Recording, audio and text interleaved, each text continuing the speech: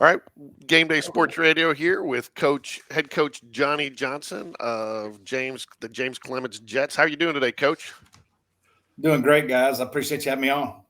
Well, thanks for joining us. We want to talk to you today a little bit. Excited about the matchup this Friday between Spain Park and James Clemens. And on paper, and games aren't played on paper, but on paper, there's a lot of similarities between the two teams and things that you do. And but first, I want to congratulate you on your success. This is your fifth year at James Clemens after 14 successful years at Fort Payne, and you've had a couple of great seasons up there and made it to the Elite Eight last year in the playoffs. So, a lot of the same team from last year. Had a lot of juniors that are seniors now, so you didn't lose a lot. So, how has that really helped you through this season, having such a senior leadership team?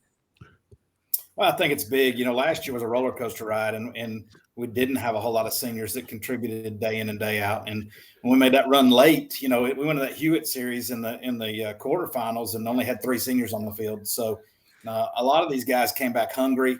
I think they got a taste of, we're that close to being pretty good. And so they've come back this year and worked really hard. And we've been through a few injuries and some things early in the season, but the second half of the season played much better baseball.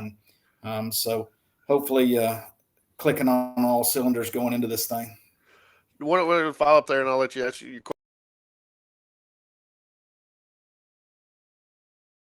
question, Ricky. But I noticed last year you played a very, very difficult and very challenging schedule with somewhat of a younger squad to challenge them. And what do you think they kind of took away from that difficulty of that schedule last year that they were able to really build on this year to help them? Was it just learning to win, or just the confidence, or what did they take away from that difficulty last year? Well, there were so many new guys that were seeing varsity for the first time, and so they didn't know any different, right? And so hopefully by playing that tougher schedule, it prepares you for that playoff run and area play. And it showed up with the Huntsville series, winning it in 2 last year, and then going to game 3 with Hewitt, who's a traditional powerhouse, right? I mean, I know they were down this year, but traditionally they're one of the top teams in the state, and Coach Malden does a great job. And so I think it just proved that we can play with anybody. And going into this year, they had that mindset of, okay, we belong. And, we're a newer school and a newer program.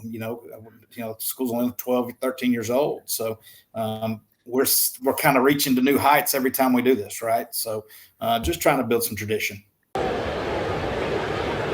Here's Ventura, RBI single in the first. Watch out. Look at this. So, and typically, we're stuck in an area with Trustful. So it's great competition. Powerhouse Bob Jones as well. How does that do as a coach, going in every year? Bob Jones, James Clemens, is it like a big rivalry now? It's a challenge because obviously we split off from Bob Jones, right? Our school system is just these 2 schools, and we're only a few miles apart. So that rivalry is pretty bitter, to be honest. And, and a lot of these kids do play together in the summers and stuff like that, but it doesn't matter what sport we're doing or whatever. It's pretty intense rivalry. Nothing like I've ever been a part in high school baseball. But now we don't go into a year going, oh, God, we got to play Bob Jones again. Now, they have been loaded up until about last year. I mean, they still got 2 SEC arms on the roster and some JUCO guys. But, back in that 19, 20, 21, they had more talent on that team than any high school team I'd ever seen. They do a good job and they're passionate. They've had a lot of talent come through. And, we're just trying to be us. Early on when I first got this job, it was, Bob Jones has this, Bob Jones has that. Ultimately, my message was we need to be James Clemens. We're not trying to be Bob Jones just because they're in our school system. We want to be us. And so we're very similar. I feel there's a lot of similarities between the James Clemens program and Spain Park. Also, y'all being the Jets, I think, is a phenomenal mascot. The Winnipeg Jets are one of my favorite hockey teams. And so anytime to some of your guys, I've noticed Linfield and your catcher are they kind of like the heart of your lineup? For sure. Colton Payton behind the plate is phenomenal. He's my 3-hole guy. He knows if he's not leading the team in hitting, he's close to it. And he's also an elite thrower behind the plate. So he's an energy guy. You'll see that this weekend. So he's a kid that moved in from Colorado as a junior, and is really taken off, and is going to Wallace State next year, and will be a Division I catcher at some point, I believe. And so he's just phenomenal. And then obviously Andrew Lawrence at shortstop's an East Tennessee State signee. And again, another guy that's just a leader. Those two guys work as hard as anybody on the team. And so they are definitely two guys that we turn to for leadership and make things go, not only offensively, but defensively. I don't want to oversimplify it. And it's almost like you got a team of utility players. And when I say that, you got so many guys that can do different things. I mean, I noticed that, Wheeler's played some outfield, some first base, DH pitched, Davenport, same thing. Ramirez, he's traditionally your second baseman, moves over to shortstop when Lawrence isn't in there, so you got a lot of guys that are interchangeable, which I think has got to be a nice luxury as a coach to have that many options. But is that just a function of the athletes that you have, or is that more of a product of your style of coaching? Do you really focus on trying to develop players in multiple positions? I would say it's a little of both. I think we've been blessed to have some athletic kids, and that's the style of baseball we play. I mean, we like high pressure. We like to make things happen. We don't have a bunch of guys that are going to hit 3-run home runs. So we are going to supply pressure and make 15 to 18-year-old kids make decisions, and so having those kind of athletes lends itself to being able to move them around. And guys like Cisco at second base, he's a very, very good infielder. And so being able to bump him to short is not a huge drop off, right? That's what you worry about. And in a Wheeler that's played some outfield, and the Brooks Kulovich that plays left field for us was an infielder until this year, really. And his athleticism just lended himself to being an outfielder for us. So guys that are, number one, willing to do those things is important. And then 2, just athletic enough to pull it off is been a benefit for us. Well, then you kind of touch on something else, and I think that's important to note is the culture, because you do have a lot of programs where guys aren't willing to do that. I'm a shortstop. It's a true measure of a good team. And follow up on Ramirez, again, just looking at the stats, but it looks like to me from his mindset, if he gets on first, he's thinking that's a triple. Because he's well, again, it looks like he loves to go. He looks like he loves to be aggressive and loves to go. Yeah, and he's learning to get better at it. There's no secret to anybody that we like to run the bases. I mean, that's not a secret. I mean, I've spoken on that at conventions multiple times. Like, that's who we are. And he's one of those guys that's got speed and can utilize that skill for sure. Kind of like, how would you describe your team? What has made your season so successful? George and I, we've been kind of shocked at some of the schools we've gone to that have a lot of talent and have very mediocre record. Some of our area teams have guys that run through stop signs at third base and get out. And, and that blows us away, because I don't know how well Will and Spain Park, but that doesn't happen. We haven't seen that at all. Like, it's a very good, well-coached bunch of guys at Spain Park. And, would you sum your team up like that? Like, your guys really buy in and buy into what you're bringing to James Clemens? I think this group is as bought in as any group I've had since I've been here. And anytime you come into a new situation and ask them to do something different than they're used to doing, it's tough for a while. And our style of play is a little different than in some others. So this group's bought in. I think that, we're going to make mistakes. And as long as we're playing on that edge with effort, we're okay with making mistakes. Like, as long as you're doing it full speed, I can live with it. Right. So I just hope that, hustle mistakes. That's right. Live on the edge, make mistakes. It's okay. And we're not going to be the most talented physically you've ever seen walk through the ballpark. That's not going to happen. But they play our style well, and they believe in themselves and are willing to do the little things. So I think it's a buy-in deal for sure. Talk a little bit about Davenport. I read a little bit about him. Seemed like he had a solid year last year. I believe he was a sophomore. He's a junior this year. Is that correct? He's a junior. But it seemed like he really made, junior. But it seemed like he really made, the potential was there. Everybody saw it, but he really made the jump and made some. So talk about the transition maybe made from last year to this year. Well, the raw ability was there last year. Velocity wasn't quite where it is now, obviously. The breaking stuff was not as sharp or consistent. And you talk about a kid that works. I'm talking about he's here a couple hours most days after we're gone on weekends. Like, he's got a plan and he's sticking to it. And that's why he's going to succeed at Auburn is he is committed to being the best kid he can be, the best player he can be. And it's been contagious. I mean, there's some others that have got on board with him. And that's why Coach Orr, between his leadership and Coach Orr, our pitching coach, who's my associate head coach, our pitching has got us where we are at this point. I mean, you can look at the numbers and tell we've pitched it well. We've played defense well. We create runs, right? And so Luke is one of those kids that just he's thinking on a different level than most kids at 17 years old. Ricky? About Davenport, I know y'all have leaned heavily on him. He's got great strikeout numbers. And then looking through, I guess your next guy is Bush. Talk a little bit about him, maybe. He's a totally different guy, right? Like, Davenport's going to be that 87 to 90 with multiple off-speed pitches, and Bush is going to come in from down low at about 76 and spin frisbee sliders at you. So he's a totally different look. When he's at his best, he's pounding the strike zone. I think Bibb County game early in the year, I think he went 8 innings and only threw like 80 pitches, and so he's a kid that he's just hard to square up, bottom line. Yeah, I was about to say, he sounds like a soft contact type of guy. He is. And with our defense being pretty good behind him, it plays well. And so his numbers have reflected that all year long. And as long as he's throwing strikes, he's won a lot of baseball games for us. Yeah, so I mean, it sounds like this should be a really exciting matchup for everybody watching. I mean, obviously, your fans, I know, want you guys to win. We want to see Spain Park come out on top, but I think it's going to be great baseball because both teams, I feel like, are very similar in their approaches. Well, I've watched. I mean, you've got really good high school pitchers that do a great job at what they do, and it's an interesting matchup because I feel like we pitch it well and play defense well. I feel like y'all really swing it well. And we may have a Davenport, but we don't have that guy in the 2-hole you got either. So right. No, he's some things this year that we've both just looked at each other, George and I, and been like, I've never seen a kid in high school do that.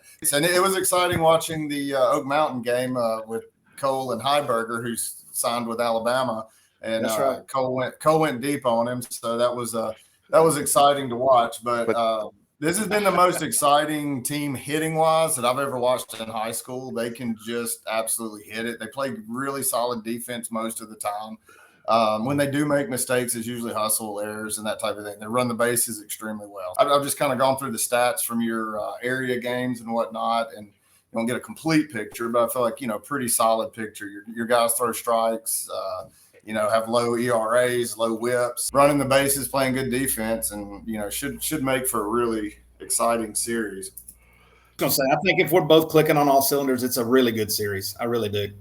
Fortunately, our paths have not crossed much over the last couple of years, and being up north. But speaking of players, David Spencer, who's one of our assistant coaches, his son Clay is a catcher, and I noticed that your son's been catching a little bit for you. So, you find any challenges separating coach from dad or dad from coach when you're out there? Or is absolutely, it's always a challenge.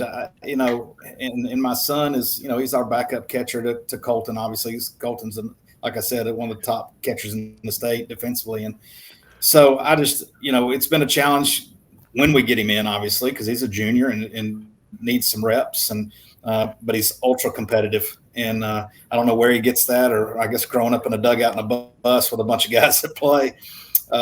So there's challenges to it, but I wouldn't trade it. The chance to be on the field with him and really him to learn, and he's a leader even as a backup role right now. He knows the game because he's grown up against around it, and I'm proud that he's on our squad for sure. You're a ball boy or a bat boy for the Texas Rangers, and I know that was a special experience for you. You got a scholarship from the clubhouse managers, but how did maybe that experience shape your career in baseball just a little bit? In all honesty, I think that's when I realized I really loved baseball and wanted to coach it at some point, was during that process, because we all grow up and want to be big leaguers, right? And this was during my junior, I guess the summer before my junior and senior years. And, being around those guys and watching them work and watching how they interacted with the coaches. And at that point going, I don't know that I'm going to throw like Nolan Ryan or Bobby Witt. But I love this game and what this thing's all about. Just really my passion for baseball grew being on the field every night with those guys and in the clubhouse and all those things, and just some great stories and memories I take away from that for sure. CJ Gross, one of our pitchers, who I'm sure you've scouted and watched, he goes from the old school full windup. And I asked him one day, I said, where did you don't see that as much anymore. Where'd you pick it up from? He said, Nolan Ryan. Nolan Ryan was one of my heroes. Stuff. CJ is a Madison kid originally. I found that out yesterday. A bunch of my kids grew up with him. CJ's a student of the game. He's a guy that every coach would absolutely love to have. How much would you give right now to be in that southern portion of the bracket for 7A playoffs right now? I don't know if I'm going to touch that. Look, in 7A, all of us are pretty good, right? There's quite a bit of talent, especially in that Birmingham area, and I think we do up here too. Things are a little more spread out down there. Central Phoenix City is always going to be really good. We played Enterprise this year, and Coach Witt and Matt does a great job, and they're going to be a scrappy team. And I don't know a lot about Fairhope and some of those others, but I guess because my knowledge base of Birmingham North is so good, I know anybody from up here is going to be battle tested by the time they get to the finals. That's for sure. And that's not knocking anybody in the South. I just know that about the North, right? Right. So my guess, all you care about is Spain Park this weekend. Yeah, I really haven't looked that much further past it. I guess whoever wins this will get, Vestavia and Sparkman. But yeah, our focus has totally been on trying to figure out who Spain Park is. So, and Will does a great job with his guys, and I know they'll be prepared. And I look forward to coming down and seeing the place and the atmosphere. But any players or anybody that we didn't touch on that maybe you want to comment about that that may have an impact this weekend, or somebody that's kind of done great leader for your team, or somebody you want to just touch on that maybe we didn't hit? Aiden Cook in center field has been phenomenal defensively for us, and really come on the second half of the season offensively. He's kind of a guy that makes things go, and so our pitching between Bush and Davenport we talked about, and then Andrew Lawrence also throws on the mound for us, done a phenomenal job. And there's a kid named Hunter Harris, and if he's on top of his game, he's 87 to 90 with a really good slider. And he's a guy we've used out of the bullpen that could be an X factor for us in the playoffs. So there's all these guys have really gelled into one unit, and so it's hard to really. I could go through the whole lineup, but you don't want me to do that. So no, but it is. Will might, but I was fortunate. My daughter won a state championship in basketball in 2020. And I mean, I think people appreciate it, but I think unless sometimes you coach it or have somebody on the team, it's pretty rare. Anything else you want to add before we wrap up here about the matchup? No, just looking forward to it. And like we talked about, our series with Bob Jones didn't go like we'd wanted it to, but I reminded my guys, and I think every coach in the state's doing that this week, is we're one of 16 in our class, right? I mean, you're in rare air right now compared to everybody else that's sitting at home. So we're just excited to be a part of it. Glad our guys are playing well and still here, and we look forward to a good series, and hope we come out on top. Well, we look forward to a Spirit Series. Ricky, got anything else? No, that's it, man. Coach, I really appreciate you coming on and doing this for us. I hate that your fans that aren't able to travel down won't be able to watch the game on TV like we normally do, but it's unfortunate, but they can still tune in and get play-by-play. We do the best we can to try to. I know for sure there's one person that's probably the most excited that there is a broadcast is my father back in Texas. My dad, he said there's only so much I can tell from listening to Game Changer, right? So anytime there's a broadcast of the game, he is one of the most excited people in the country. So he will. I've already sent him the link. He'll be tuned in. He'll be fired up to listen to you from Arlington. Good luck to you this weekend, Coach. We really appreciate you taking the time and joining us. And like I said, we'll look forward to maybe shaking your hand and meeting you in person this weekend, but we know you got a job to do. So, but again, good luck to your team, and thanks for joining us.